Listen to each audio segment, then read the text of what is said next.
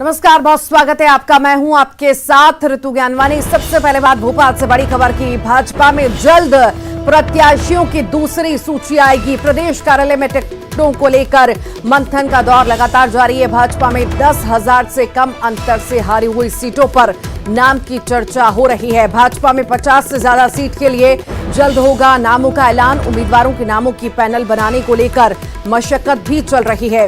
बैठक में केंद्रीय मंत्री भूपेंद्र सिंह यादव, नरेंद्र सिंह तोमर मौजूद रहे।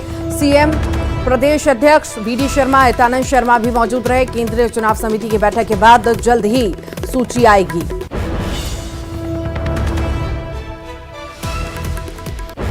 तो प्रत्याशियों के नामों को लेकर मंथन हो रहा है और ये बड़ी बैठक हुई है। सीएम भी शामिल हुए, साथ ही साथ उनके कई दिग्गज भी इस बैठक में मौजूद रहे। भाजपा में 10,000 से कम अंतर से हारी हुई सीटों पर नाम की चर्चा हो रही है। भाजपा में 50 से ज्यादा सीट के लिए जल्द नामों का ऐलान होगा। उम्मीदवारों के नामों की पैनल बनाने को लेकर मशक्कत भी चल रही है।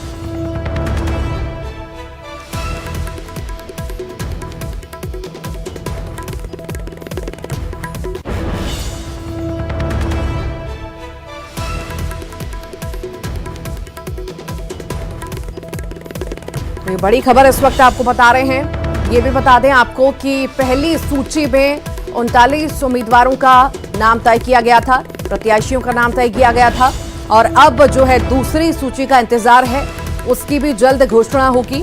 और बैठक हुई है, बीजेपी की बड़ी बैठक हुई है। केंद्रीय नेतृत्व भी इसमें मौजूद रहा, साथ ही साथ सीएम, प्रदेश अध्यक्ष मौजूद रहे और कई सारे दिग्गज इसमें शामिल थे।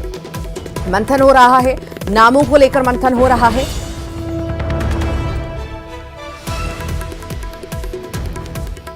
तो ये भी बता दें आपको 10,000 से कम अंतर से हारी हुई सीटों पर नाम की चर्चा हो रही है। ज्यादा जानकारी के लिए सहयोगी शैलेंद्र हमारे साथ जुड़ गए हैं। शैलेंद्र, पहली सूची 39 नामों की जारी की गई थी, अब क्या माने लगभग कितनी उम्मीदवार प्रत्याशियों की ये सूची हो सकती है और आखिर कब तक इसका ऐलान हो सकता है? जी रितु, देखिए मध्य प्रदेश में भाजपा ने पहली 39 सूची जो जारी की थी उसके वो सब हारी हुई सीटें थी। तो मध्य प्रदेश में बीजेपी ने पिछले चुनाव में 103 सीटें हारी थी। तो भाजपा की पूरी मशक्कत उन सीटों के प्रत्याशियों का ऐलान करने की है।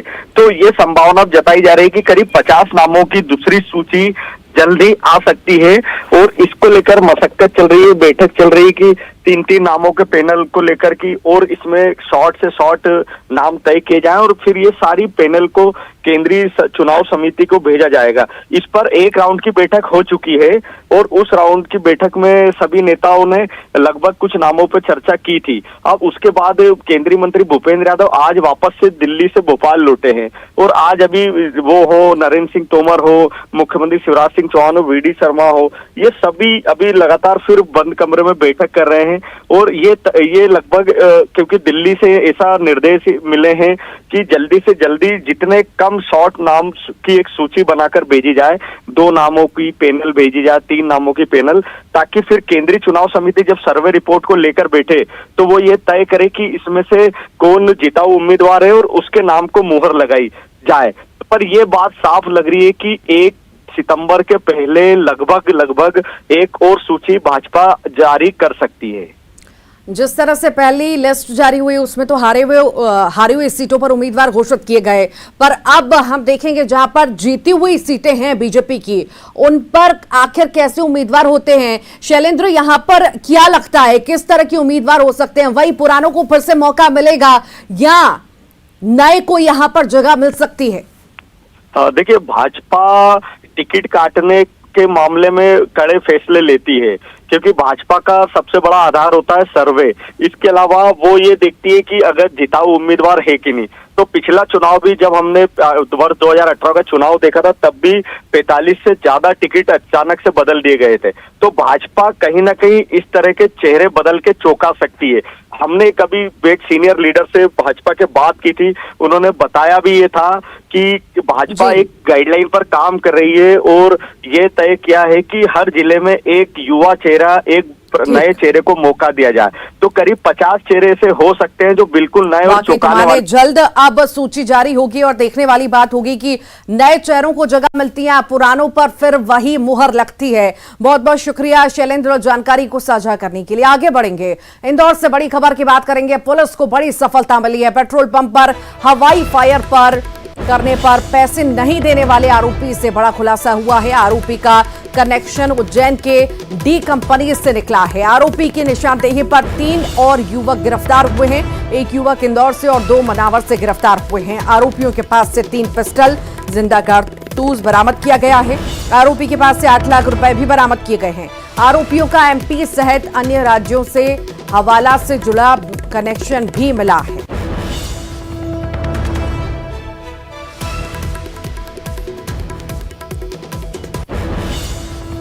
उन सभी को टेक्निकली इंटरसेप्ट करना स्टार्ट किया गया और उसी की मदद से जो उसमें मुख्य आरोपी था उस पूरे घटनाक्रम में, अभय गुप्ता, जो कि एरोड्रम थाना क्षेत्र का रहने वाला था, उसको पुलिस ने पकड़ा है। उसके पास से हवाला का करीबन 8 लाख रुपए का कैश और उसी के साथ साथ उसी की निशानदेही पे अभी गाड़ी जब्त करने के लिए भी पुलिस की टीमें गई हुई हैं। उसी के पास से जिंदा फायर आर्म्स और जिंदा कारतूस भी मिले थे। उसकी निशानदेही में जब उससे पूछा गया कि ये फायर आर्म्स कहाँ से आए हैं, तो कुछ मनावर क्षेत्र के रहने वाले जो 2 आरोपी हैं, मुकेश पिता छगन और अर्जुन पिता रमेश, इन दोनों को भी पुलिस ने जब अलग अन्य प्रकरणों में इनकी जांच करी गई तो उनके पास से भी फायर आर्म्स मिले हैं। तो इंदौर से बड़ी खबर की बात कर रहे हैं। पुलिस को बड़ी सफलता हाथ लगी है। बदमाशों की गिरफ्तारी हुई है। हवाई फायर कर पैसे नहीं देने वाले आरोपी से बड़ा खुलासा हुआ है। आरोपी का कनेक्शन उज्जैन के डी कंपनी से निकला है। वहीं आपको बता दें, आरोपी की निशानदेही पर 3 और युवक भी गिरफ्तार किए गए हैं। एक युवक इंदौर से है और 2 जो हैं वो मनावर से गिरफ्तार किए गए हैं। आरोपियों के पास से 3 पिस्टल, जिंदा कारतूस बरामद किया गया।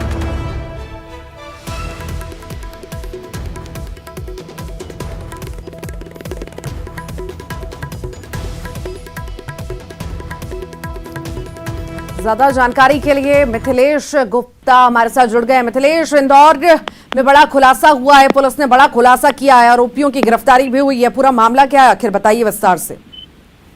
देखिए, करीब 4 दिन पहले देर रात का लगभग 1:30 बजे एरोड्रम थाना क्षेत्र में 60 फीट रोड पर एक पेट्रोल पंप है। वहां पर कुछ बदमाश पहुंचते हैं, गाड़ी में डीजल भराते हैं। 3,310 रुपए का उन्होंने डीजल भराया। जैसे ही पेट्रोल कर्मचारी पैसा मांगते हैं, उसके बाद वो पिस्तौल निकालकर फायर कर देते हैं और उसके बाद कहते हैं कि पैसा मांगा तो जान से मार देंगे, और फायर करके वहां से बदमाश फरार हो जाते हैं। सीसीटीवी के आधार पर गाड़ी नंबर की पहचान की जाती है, उनके डिटेल निकाला जाता है कि आखिर गाड़ी किसके नाम पे रजिस्टर्ड है, और फिर 3 दिन के अंदर ही उन्हें गिरफ्तार कर लेती है। जब पुलिस उन्हें गिरफ्तार करके पूछताछ कर रही थी तो इस दौरान पे बड़े खुलासे सामने आते हैं कि ये जो सभी आरोपी युवक हैं, ये हवाला के कारोबार से जुड़े हुए हैं। ये जो अवैध वसूली करते हैं, उन पैसों का इस्तेमाल ये हवाला के कारोबार में करते हैं। और जहां से इन्होंने पिस्तौल खरीदी थी, मनावर के रहने वाले 2 युवक हैं, वहां से उन्होंने ये बंदूक खरीदी थी। उन दोनों युवकों को भी गिरफ्तार कर लिया गया और इन सभी आरोपियों का जो कनेक्शन है वो उज्जैन से सामने आया। और उज्जैन में बदमाशों का एक गैंग था जिसे वो डी गैंग के नाम से कहते थे, और डी गैंग का एक बड़ा नेटवर्क जो है वो मध्य प्रदेश सहित आसपास के राज्यों से जुड़ा हुआ है, जहां पे हवाला के पैसे पहुंचाया करते थे, हवाला का कारोबार हुआ करता था और अवैध हथियारों की तस्करी। तो फिलहाल ये इंदौर पुलिस की बड़ी कामयाबी है। ये एक बड़े नेटवर्क का खुलासा किया गया। पुलिस का कहना है कि आने वाले समय में अन्य राज्यों से भी इसमें गिरफ्तारी हो सकती है, क्योंकि इस वक्त जो जानकारी सामने आ रही है वो काफी महत्वपूर्ण है और वो कनेक्शन है हवाला के कारोबार से जुड़े हुए। सियागंज के व्यापारियों से, बड़े व्यापारियों का नाम सामने आ रहा है, उन्हें भी पुलिस आने वाले समय में उनसे भी पूछताछ की सकती है और आने वाले समय में एक बड़े व्यापारियों की भी गिरफ्तारी हो सकती है। बहुत शुक्रिया मिथिलेश। नरसिंहपुर में ग्वारी गांव के 12 लोग से अधिक लोगों ने मुख्य वन अधिकार पर हिंदू धर्म से ईसाई धर्म में परिवर्तन का आरोप लगाया। गांव के आदिवासी और महिलाओं ने गाडरवारा तहसील में एसडीओपी को शिकायत पत्र देकर डीएफओ पीडी ग्रेवाल पर एफआईआर दर्ज कराने की मांग की है। धर्म छोड़ो गोंडी और अपने ईसाई धर्म में आ जाओ। तो हम लोगों ने बोला ऐसा क्यों? तो उन्होंने कहा कि आप शिक्षा व्यवस्था, स्वास्थ्य व्यवस्था, ऐसा रोजगार आपको मिल, धर्म घर जाओगे तो हमने बोला जाए। तो डीएफओ पर धर्म परिवर्तन करवाने के आरोप लग रहे हैं और जो ग्रामीण हैं वो कह रहे हैं कि परिवर्तन कर लीजिए धर्म तो सब सुख सुविधाएं जो हैं वो मिलेंगी। उनका कहना है कि डीएफओ ऐसा लालच दे रही हैं कि अगर आप धर्म परिवर्तन कर लेते हैं तो सभी तरह की सुविधाएं आपको मिल सकेंगी, किसी तरह की परेशानी आपको नहीं होगी। अब इसी को लेकर के एसडीओपी से आदिवासियों ने शिकायत की है। नरसिंहपुर की हम बात कर रहे हैं जहां पर डीएफओ पीडी ग्रेवाल पर एफआईआर की मांग ग्रामीणों द्वारा उठाई गई है। मुख्य वन अधिकारी पर आरोप लग रहे हैं। गुआरी गांव के लोगों ने धर्मांतरण का आरोप डीएफओ पर लगाया है। बता दें गांव के 12 लोगों ने धर्मांतरण का आरोप डीएफओ पर लगाया है। हिंदू से ईसाई धर्म में परिवर्तन का दबाव बनाने का आरोप लगाया इनके द्वारा जा रहा है। आदिवासियों ने एसडीओपी से फिलहाल शिकायत भी कर दी है।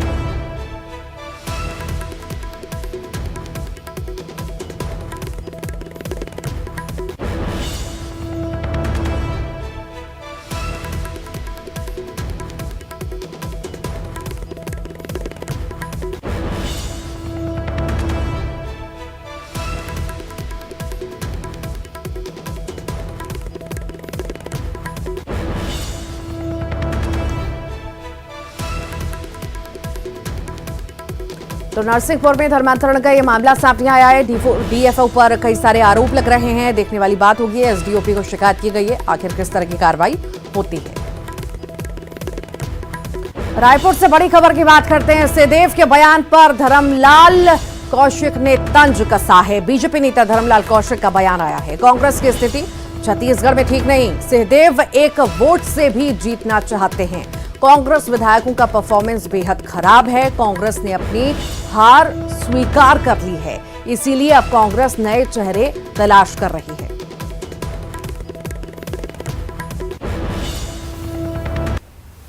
कांग्रेस की क्या स्थिति छत्तीसगढ़ में है किसी से छुपा हुआ नहीं है, और यदि टीएस सिंहदेव जी इस बात को बोल रहे हैं तो निश्चित रूप से सत्य को वो स्वीकार करते हैं। और क्या स्थिति पूरे छत्तीसगढ़ में है ये भली भांति सब परिचित है, और इसलिए बातें शायद वो कही होंगे। जहाँ तक बाकी विधायकों की बात है, एक तरफ मुख्यमंत्री ये कहते हैं कि हमारे विधायकों का परफॉर्मेंस बहुत अच्छा है और हम इतने सीटें जीत रहे हैं, तो मैं तो मुख्यमंत्री को धन्यवाद दिया, बधाई भी दिया कि यदि आपके विधायकों का परफॉर्मेंस बहुत अच्छा है तो किसी की टिकट काटने की आवश्यकता नहीं है। राजनांदगांव से बड़ी खबर है। पूर्व मुख्यमंत्री रमन सिंह का नाम भेजा रायपुर। बीजेपी पर्यवेक्षक को दिया रमन सिंह का नाम। राजनांदगांव विधानसभा सीट से भेजा गया है नाम।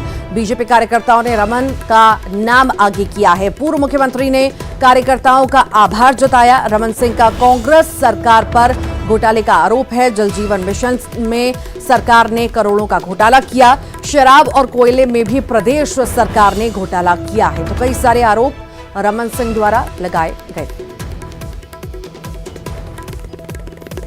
आगे बात करेंगे। एक और बड़ी खबर रायपुर से है। तलवार कट्टा लहराने वाले आरोपी पकड़ाए गए हैं। पुलिस ने 5 आरोपियों को गिरफ्तार किया। तलवार से बर्थडे केक काटकर वीडियो बनाया था। बर्थडे बॉय सहित उसके 4 अन्य साथी गिरफ्तार हुए हैं। आरोपियों के खिलाफ आर्म्स एक्ट के तहत कार्रवाई की गई है। रायपुर के आजाद चौक थाना क्षेत्र का मामला सामने आया है। आरोपियों से तलवार, वाहन आदि जब्त किए गए हैं।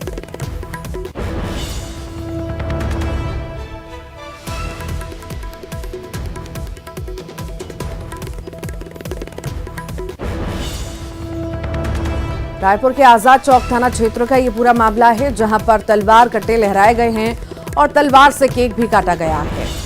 आरोपी पकड़ाए गए हैं। पुलिस ने 5 आरोपियों को फिलहाल गिरफ्तार कर लिया है। तलवार से बर्थडे केक काटकर वीडियो बनाया था। बर्थडे बॉय सहित उसके 4 अन्य साथी गिरफ्तार हुए हैं।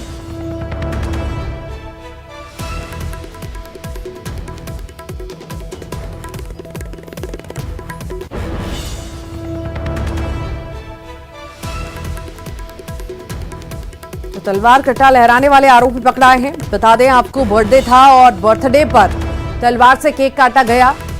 जिसके बाद वीडियो भी बनाया गया, वीडियो वायरल हुआ। उसके बाद पुलिस ने एक्शन लिया और आरोपियों की गिरफ्तारी की गई है। बर्थडे बॉय सहित उसके 4 अन्य साथी गिरफ्तार हुए हैं।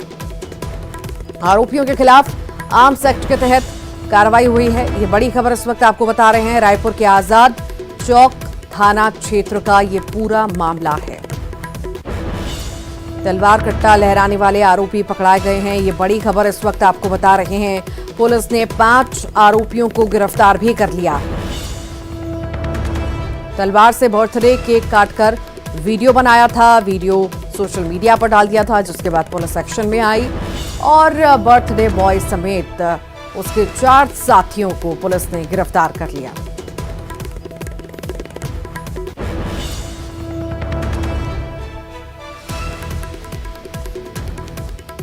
तलवार कट्टा लहराने वाले ये आरोपी पकड़ाए गए हैं। रायपुर की हम बात कर रहे हैं, जहां पर बर्थडे था और बर्थडे पर तलवार से केक काटा गया। 5 आरोपी इस पूरे ही मामले में गिरफ्तार हुए हैं। इसी के साथ ही फिलहाल के लिए इतना ही।